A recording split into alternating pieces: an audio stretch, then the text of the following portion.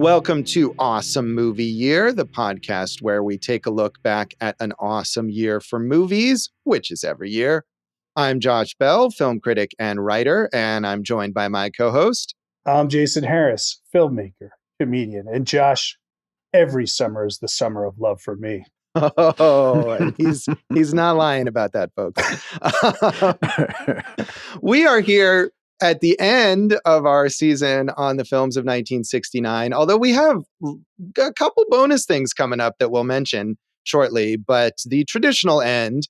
And as we always do at the end of our seasons, we do an epilogue episode taking a look back at the movies we talked about from this year and a whole bunch of other movies from this year that we could have talked about that are notable, some suggestions from you, our listeners, about movies from this year that you like. And that is what we are doing now. Josh, as you know, we always start with the biggest box office hit, Butch Cassidy and the Sundance Kid, Redford Newman. That was number one at the box office. And of course, that type of movie would be number one today because people love Western comedies in today's cinematic landscape. Josh, other movies. Number two was The Love Bug. Herbie the Love Bug. How about that, Josh? Yeah, I feel like that's one on here that actually could be a big, of course, has been remade. And I feel like we could do another remake of Herbie the Love Bug that would be even worse because it would be some sort of big budget action version of it. And I could see that being a hit right now, sadly. Yeah, or at least a straight to Disney Plus movie. We did cover Midnight Cowboy, which was the Best Picture winner at number 3 on the box office. The big surprise here, of course, is Easy Rider at number 4. This is our epilogue, but we can't get through 1969 without talking about Easy Rider. So stay tuned for that, right, Josh? Yeah, we will have a bonus episode. That is one of the ones I was alluding to. For all of our loyal Patreon subscribers, we will be posting a bonus 1969 episode on Easy Rider. So sign up for the By David Rosen Patreon, where you can find that as well as all the other bonus content we do. We always do something at the end of each season. Bonus episodes from Piecing It Together, our producer David Rosen's podcast, and Dave's music as well. Absolutely. Lots of great stuff over there. Patreon.com/bydavidrosen. Everyone sign up. So the number one movie was kind of a lighthearted Western. Number 2 movie is a kid's movie. The number 3 movie is an X-rated film about a male prostitute. The number 4 movie is a drug-fueled road trip. And the number 5 movie is a musical with Barbra Streisand, Hello, Dolly. What a unique year. Yeah, that is a lot of variety. And of course, Hello, Dolly was one of our potential audience choice options that the audience did not choose, but a big successful movie. And yeah, I mean, looking at the box office here, I think there's a lot of movies that are well known, but it is crazy to see that variety. Bob and Carol and Ted and Alice, Paint Your Wagon, our other musical audience choice option, True Grit, another Western there, and a couple movies at the bottom, Cactus Flower and Goodbye Columbus, that I'm not familiar with. But, far more variety than we would get in the top 10 at the box office now. Cactus Flower has Goldie Hawn in it. I know that. Directed by Gene Sachs. Stars Walter Matthau for some reason, who Josh hates. I don't hate. I was just saying that he's not a song and dance man. I like him. No, I know. Ingrid Bergman and Goldie Hawn won an Academy Award for that movie, Josh. Yeah, I mean, I feel like it's one of these. We have this here and in some of these Oscar winners and nominations where it was obviously a big deal at the time and has kind of not stood the test of time or just not endured in its popularity as much. But not a movie that I was familiar with. I've never seen Goodbye Columbus, but that was one of the things that made Ally McGraw a huge star. Right. Yeah. And I haven't seen that either, but both big successes. Our first feature, we talked about Downhill Racer from Michael Ritchie. Some of the other options that we considered were Easy Rider, again, from Dennis Hopper, Tobe Hooper's first film, Eggshells, which I'm not familiar with at all. Of course, Tobe Hooper, a big horror icon. Herbert Ross's Goodbye, Mr. Chips, which came up a couple times in other episodes. John Waters' Mondo Trasho, David Cronenberg's Stereo, Alan J. Pakula's The Sterile Cuckoo, another one that I'm not familiar with, although he's a major director. And Bob Fosse's Sweet Charity, which we did end up talking about in our audience choice episode. So an interesting mix of directors there. I think so. I mean, Eggshell sounds, I'm guessing it's a horror movie. I don't know anything about it with Tobe Hooper, but Herbert Ross, a beloved here on Awesome Movie Year would have been, and we've talked about Goodbye, Mr. Chips multiple times in 39 and then this remake.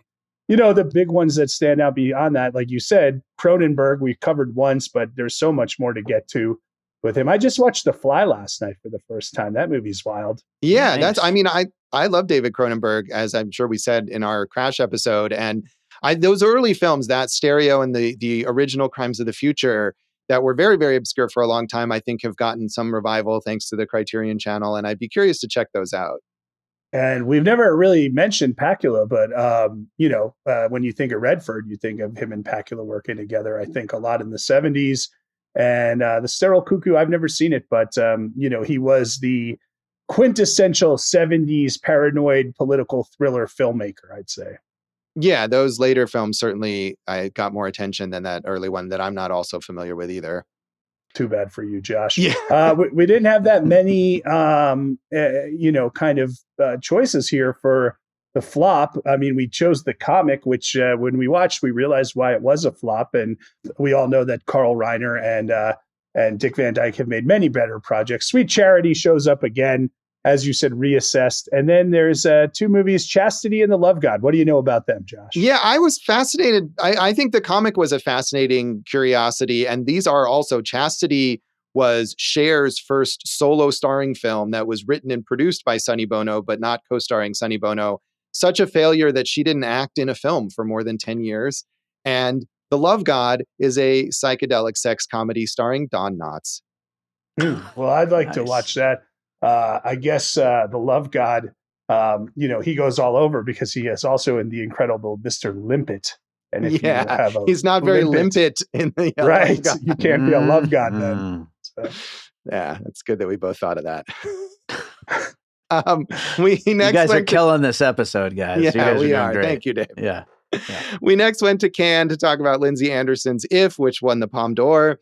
Other selections at Cannes, as always, a lot of things I wasn't familiar with, but some bigger names. The Appointment, which is a Sidney Lumet film that I haven't seen, but Jason, I know you like Sidney Lumet a lot. Have you seen that one? I haven't seen The Appointment. I'm a big Lumet guy. I'll watch anything that guy does. There you go. And another major filmmaker who comes up in our discussions here a lot, and we always end up not covering his films for whatever reason. Louis Malle, his film Calcutta. Yeah, we know why we don't. We know why you don't cover it, Josh. No, we'll get to him eventually. That's not one I'm familiar with. Also, in competition at Cannes, Dillinger is Dead, Easy Rider, which of course we've been mentioning, Machine Gun McCain, the Eric Romer film My Night at Maud's, and a couple movies that we did cover, The Prime of Miss Jean Brodie and Z from Costa Gavras. Big year at Cannes, Josh.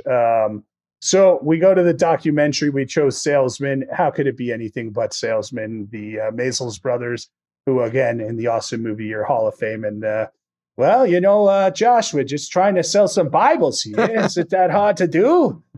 We all like Salesman quite a bit. The one that I really wanted us to cover and I would like to watch is The Racing Scene, which is a documentary about James Garner's year as an auto racer on an auto racing team.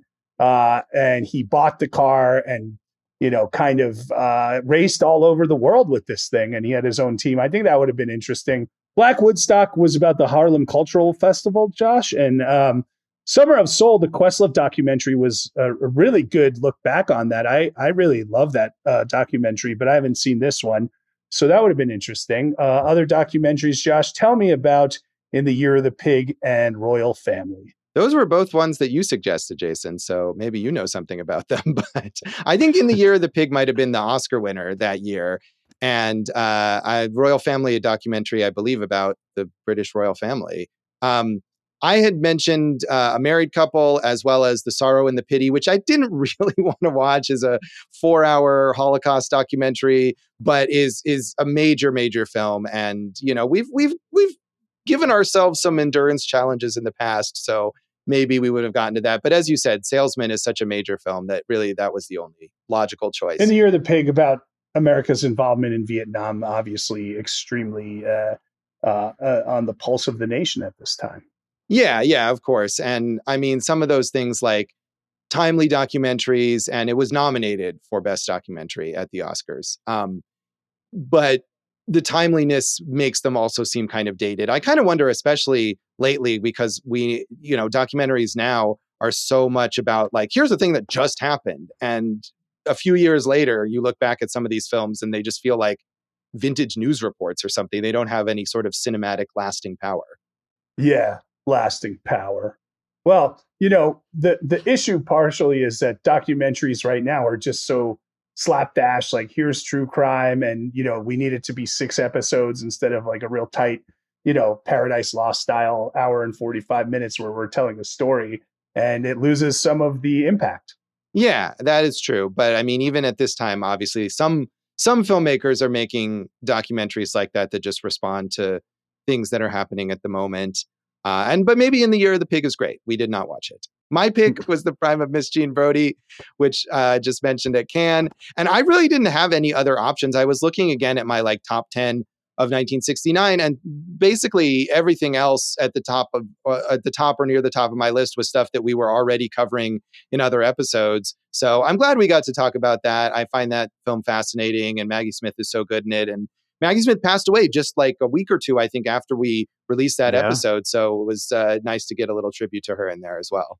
Yeah, one of the all-time legends. We like that movie. Foreign film, Josh. I mean, to me, it had to be Z Costa Gavras. I don't know where you would put him as a new wave filmmaker because he was all over the place. Like, can you say he's French new wave? Is he Algerian new wave, Greek new wave? But this is the year of the new wave. The other choices that we were looking at were French new wave films. Army of Shadows from the great Jean-Pierre Melville. I've not seen that one, but I'm a big fan of his. And My Night at Maud's, I know you like that movie, right, Eric Romer? Yeah, that's a good one. And I don't know if those filmmakers exactly qualify. I feel like Melville sort of predates the French New Wave, and Romer is maybe a little later. But both of them major French filmmakers. And I haven't seen Army of Shadows. That was one that was lost for a long time and got a big restoration a while ago, like a decade ago maybe, or something like that, and got major renewed attention. So I'd be curious to check that out. I mean, if like for instance, Le Samurai from Melville 1967 is like one of my favorite foreign films, and you're looking at what he's doing and how he's doing it, he fits right in with the French New Wave. Well, I mean, I think he was working in that period, but he was also working prior to that period. And so he's not particularly part of the sort of the group and the movement, even though he's making films at the same time, I think. Right. But not just making films, really kind of pushing the boundaries of what he's able to do on film. Yeah. So our animated pick was A Boy Named Charlie Brown, and not a lot of feature animated films during this period. I feel like that's often the case prior to the 1980s. The one other option we looked at was a Tintin film, Tintin, of course, much bigger deal in Europe than in the United States, a Belgian film, Tintin and the Temple of the Sun, which, I'm sure would have been fun, but Charlie Brown was the right choice. What about Tintin, the Peter Jackson, Steven Spielberg collaboration? I was very underwhelmed with that. Yeah, I was too. And it has its fans. I think there are people still clamoring for the original idea, because Spielberg directed that film, and the original idea was that it was going to be a trilogy, right? And Spielberg would direct one, and then Jackson would direct one, and then they would like co-direct the third one or something like that. And I feel like people still now are waiting. They're hoping that will happen, and it won't. That's too bad, buddy. It's not. Too bad. All right, it's not too bad. Josh, next was my pick. I picked The Wild Bunch. I didn't have any other picks on my list either, Josh. This is Sam Peckinpah. It's a movie I hadn't seen before. It's famed for its revolutionary techniques and obviously the Peckinpah-style violence. I like the movie. I'm glad we watched it. And I'll continue to take shots on my picks of things that I haven't seen sometimes. I mean, I like that too. And that's one that, again, was on my like top 10 list from 1969, had seen before. And because you were very enthused about picking it as your pick, it was kind of already taken. But I like that movie a lot, as we talked about in that episode. And I am glad that you picked it. And I'm glad that it worked out, as opposed to at least one other time when you picked a movie that you hadn't seen. You got to take these shots, buddy. You do. So we then went to the Venice Film Festival and talked about Fellini's Satyricon. And honestly, every single other movie in competition at Venice that year, I had never heard of. And I'm going to read these titles, but I don't really know anything about them. The First Charge of the Machete, The Ambush, Blood of the Condor, Honor and Glory, and Cardillac, all looking them up briefly on Letterboxd, seem to be very obscure kind of social issue dramas. I think one of these had like 2 people had logged it as having seen it on Letterboxd. So unlike Fellini, not movies that really have received wider acclaim. We could have been 3, 4, and 5 on Letterboxd, guys. We could have, if those movies are even available to see now. I mean, a lot of times that's one of the reasons maybe people would watch them if they were accessible, and they just aren't. Yeah. Fellini's Satyricon, as I was speaking to my dad this morning, and I told him how I quoted him on the episode. Good movie to watch if you're on LSD. And also, as he said, I'm pretty sure Fellini was on LSD when he made it. So. Yeah, certainly a crazy one. And one of the many this season, by the way, that Dave just went crazy for. I feel like, Dave, you've had quite the year here in your acclaim of all of these films that we've picked. Yeah, 1969 has definitely surprised me. And I do just want to say those titles you read off from the other Venice films, those went hard. Those were some crazy ass titles, even though they're probably very slow, boring movies. Yeah, I mean, it sounded like, again, just kind of briefly looking them up, there are a lot of very serious, heavy films about like, war and poverty and things like that in various other countries. Yeah, sure. Why would you make movies about that? Yeah, it's crazy. But I mean, I think they do stand in contrast to Satyricon, which, regardless of whether you like it, is a very over-the-top, crazy spectacle, Over the top, in the bottom, whatever you want to call it, Josh. All of those things. Everywhere. Yeah. We already said the Best Picture winner, Midnight Cowboy. Fun to revisit, really grimy, skeezy look at New York with iconic performances from Jon Voight and Dustin Hoffman. Josh, I've seen 3 out of these 5. We obviously covered Butch Cassidy and the Sundance Kid, or Butch Sundance and the Cassidy Kid. That's not a thing. And Z, we covered this year. Hello, Dolly, we keep alluding to. My daughter's seen it and she liked it. I haven't seen that one. And then Anne of 1,000 Days, I have never seen. Yeah, that's one of these that I have also not seen, and I feel like has been sort of lost to time, as opposed to, especially when you look at this and you see 4 out of these 5 are really, enduring classics, and then you've got that in there, and then I'm sure it's good, but I have not seen it. As I said, I did get to see Hello, Dolly in a theater one time and witness Walter Matthau's efforts at singing and dancing, but otherwise, an enjoyable film. There he goes, character assassinating Walter Matthau again. Yeah. What did he ever do to you, Josh? I enjoy his performances, but he's got his strengths and he's got his weaknesses, and you just got to know what those are, is all. So our cult classic pick was Richard Lester's The Bed Sitting Room. A couple other options that we were considering: Putney Swope from Robert Downey Sr., which, Jason, I know you've seen like a couple times and I'd never seen, but I think you wanted to check out something new. But I would like to see Putney Swope at some point. No one's stopping you. It's less than an hour and a half long. It's interesting. It's kind of wild and broad. In a way, it's a good companion piece to The Bed Sitting Room, but Robert Downey Jr. was doing his own thing on the fringe there. And Robert Downey Sr. Robert Downey Jr. was doing his own thing as a child there, Josh. Robert Downey Sr. was doing his own thing as a filmmaker. It's interesting. I don't love it, but I know it's a huge, comic influence on a lot of people. Mondo Trasho, John Waters. We got to get to John Waters eventually. Yeah, I think we will get to John Waters eventually. Mondo Trasho is one that it is his first film, as we've mentioned earlier, and because of music rights issues, has been unavailable basically for decades, and Waters himself kind of semi-disowned it. So I'm sure we'll get to a bigger John Waters classic at some point. Dave's pick was next. Dave, what did you pick, and what else might you have picked? So I picked Eye of the Cat, which I'm happy I picked because it was weird, and as a cat lover, it was fun, and I got to plug my new The Pup Pups album. But I did have 2 other things. Both were also things that I have never seen, but I thought could be interesting. First of all, Destroy All Monsters, a Toho kaiju film. I'm sure we'll get to one of those at some point on this show.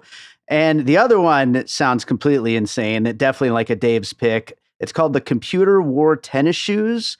It stars Kurt Russell as a kid who's fixing a computer, and he gets electrocuted and his brain fuses with the computer and he gets all this gambling knowledge. It sounds insane. Yeah, that's a Disney movie, and I think it's probably less insane than it sounds, but something that would have aired on the Disney Channel a bunch when we were kids. They fused together like Jeff Goldblum and The Fly in The Fly.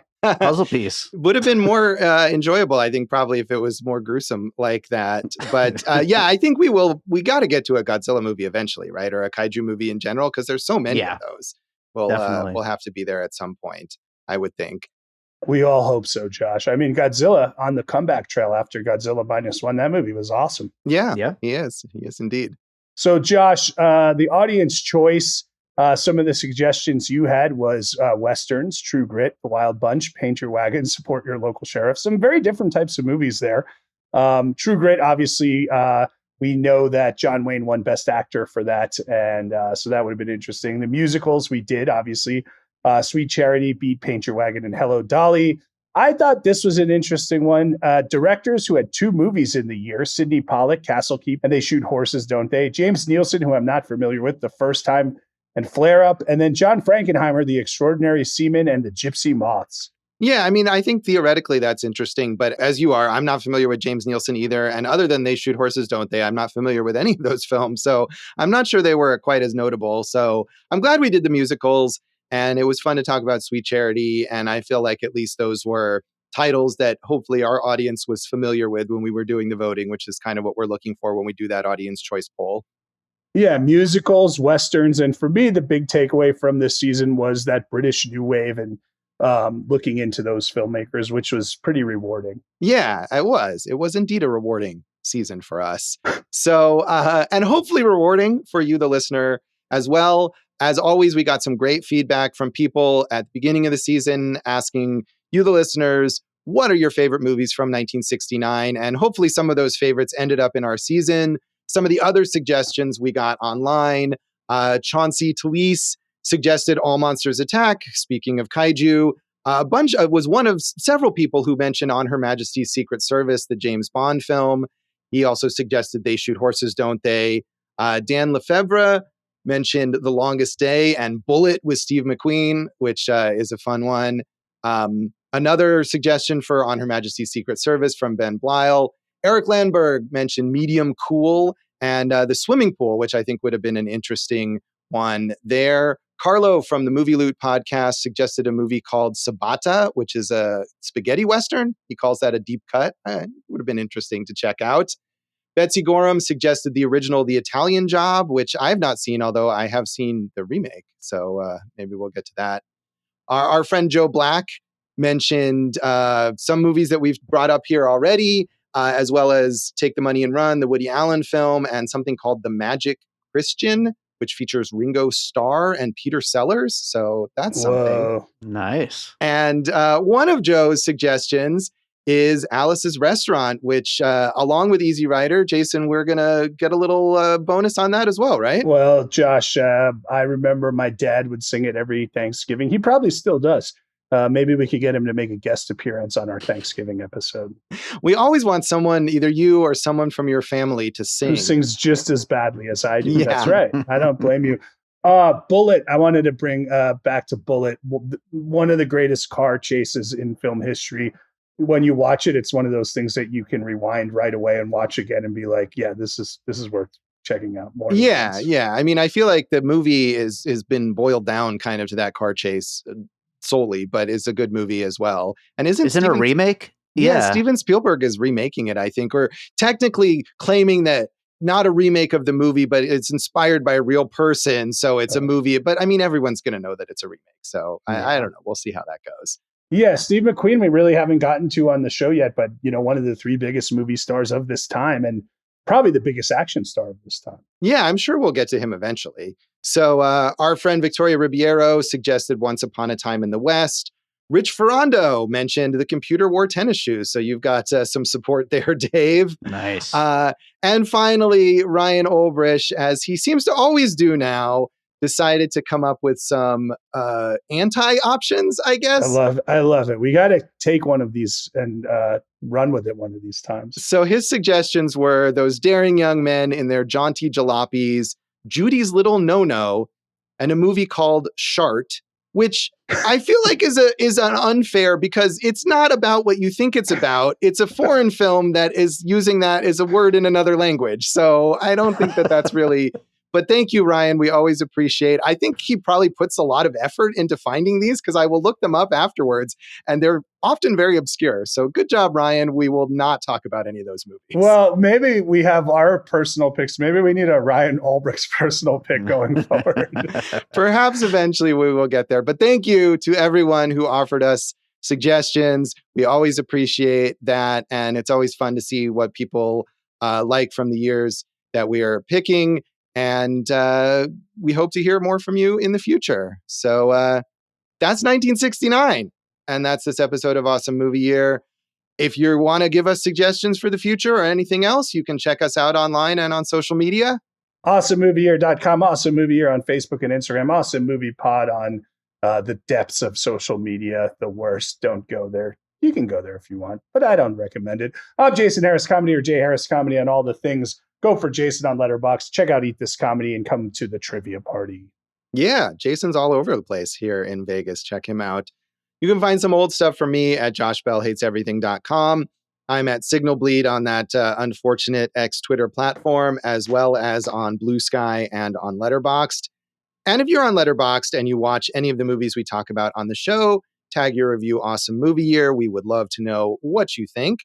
And you can check out our producer, David Rosen's awesome podcast, Piecing It Together. Check out Piecing It Together wherever you listen to podcasts and follow us on social media at Piecing Pod. And Jason, we've kind of said it here, but what do we have coming up next? Hey, Josh. Well, the next episode's our Thanksgiving episode. So we're going to fill your belly with Alice's Restaurant, also from 1969. That's pretty cool, as you mentioned. Then we have our 20th season retrospective extravaganza celebration gala especial, if you will, Josh. We, as we did in season 10, we're going to look back at the years that we've covered and pick movies that we didn't cover from those years, but we did it a totally different way this time. And I think we are going to have so much fun because we're going to do a movie draft. Each of us will be picking movies from different years in the form of a draft, a sports draft. There are plenty of podcasts that do movie drafts. So we're going to go that way. And that's how we're going to define our season. Yeah, this is a crazy new thing for us. And we're excited about it. It should be a lot of fun for our 20th season, looking back at a whole bunch of different years that we have covered in the past. But first off, we have that 1969 bonus stuff. Check out Easy Rider on our Patreon, on the By David Rosen Patreon, and tune in here next time for Alice's Restaurant. And thanks for listening to Awesome Movie Year. Thank you for listening to Awesome Movie Year. Make sure to follow Awesome Movie Year on Facebook, at Awesome Movie Pod on Twitter, and at Awesome Movie Year on Instagram. And if you like the show, review us and rate us with 5 stars on Apple Podcasts.